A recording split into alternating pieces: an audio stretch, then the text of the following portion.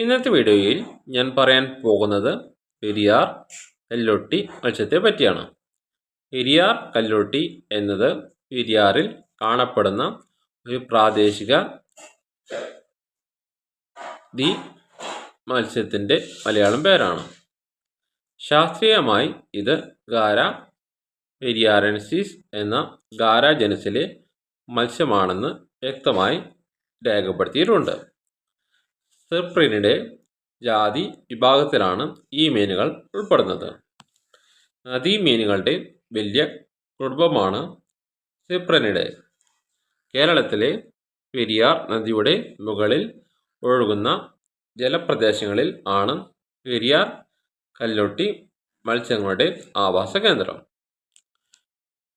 ചെറു റോക്കുകളുള്ള പ്രദേശങ്ങളിൽ കിടന്നു നിൽക്കുകയും സേനകൾ പോലെ റോക്കുകളിൽ ഒട്ടിക്കൊണ്ട് നീങ്ങുകയും ചെയ്യുന്നു.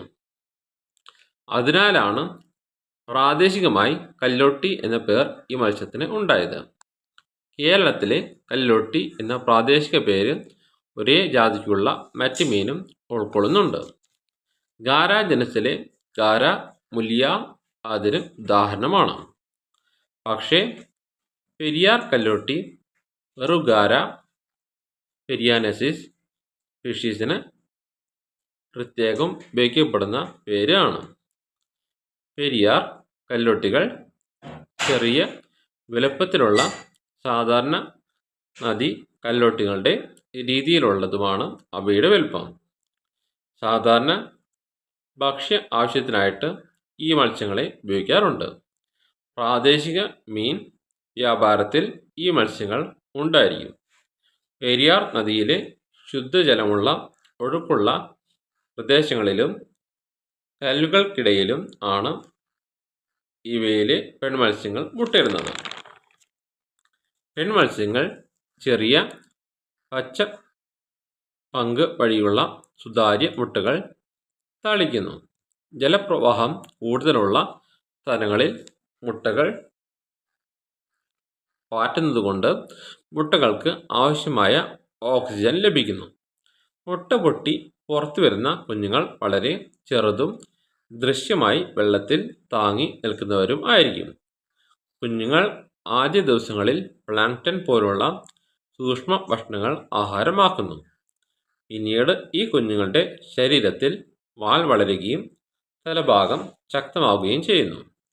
ഈ ഘട്ടത്തിലാണ് ചെറിയ കല്ലുകളുടെ മുകളിലൂടെ ഒട്ടിക്കൊണ്ട് നീങ്ങാനുള്ള ചൂഷക വ്യവസ്ഥ വികസിക്കുന്നത്. ആ സമയത്ത് ഈ മത്സ്യങ്ങൾ ആഹാരമാക്കുന്നത് കല്ലുകളുടെ മുകളിൽ വളരുന്ന ആൽഗകൾ, മൈക്രോ ഓർഗാനിസം, ഓർഗാനിക് പാർട്ടിക്കിൾസ് എന്നിവയൊക്കെയാണ്. പെരിയാർ കല്ലോട്ടി മത്സ്യങ്ങളുടെ കുഞ്ഞുങ്ങൾ പൂർണ്ണ വളർച്ചയിൽ എത്തുമ്പോൾ ഗാര ജനസിലെ മറ്റ് കല്ലോട്ടികളെപ്പോലെ നീളമുള്ള സ്ലിം ശരീരം പ്രാപിക്കുന്നു. അതോടുകൂടി ആ മത്സ്യത്തിൻ്റെ അടിഭാഗത്തുള്ള ചൂഷക തല എന്നിവ കാണപ്പെടുന്നു. ഓടുന്ന വെള്ളം, പഴുത്ത കല്ലുകൾ, നല്ല ഓക്സിജൻ ഉള്ള അവസരം എന്നിവയാണ് ഈ മത്സ്യങ്ങളുടെ ഇഷ്ട ആവാസ സ്ഥലങ്ങൾ. കല്ലിൽ ഒട്ടിക്കൊണ്ട് ഒഴുക്കിനെതിരെ നിൽക്കുന്ന മീൻ എന്ന സവിശേഷത കൂടി പെരിയാർ കല്ലോട്ടി മത്സ്യങ്ങൾക്കുണ്ട്. പ്രജനന സമയമാകുമ്പോൾ ഈ മത്സ്യങ്ങൾ തിളക്കമുള്ള നിറം കാണിക്കുന്നു. മൺസൂൺ ജലനിരപ്പ് ഉയരുമ്പോഴാണ് കൂടുതൽ പ്രജനന സമയം ഉണ്ടാവുന്നത്. കല്ലോട്ടി മീനുകളുടെ സാധാരണ ആയുസ് 3-5 വർഷം വരെയും ശുദ്ധജല ഗുണനിലവാരം ആയുസ്സിനെ കൂട്ടുന്നതിനും സഹായിക്കുന്നു. ഇന്നത്തെ വീഡിയോ ഇവിടെ നിർത്തുന്നു.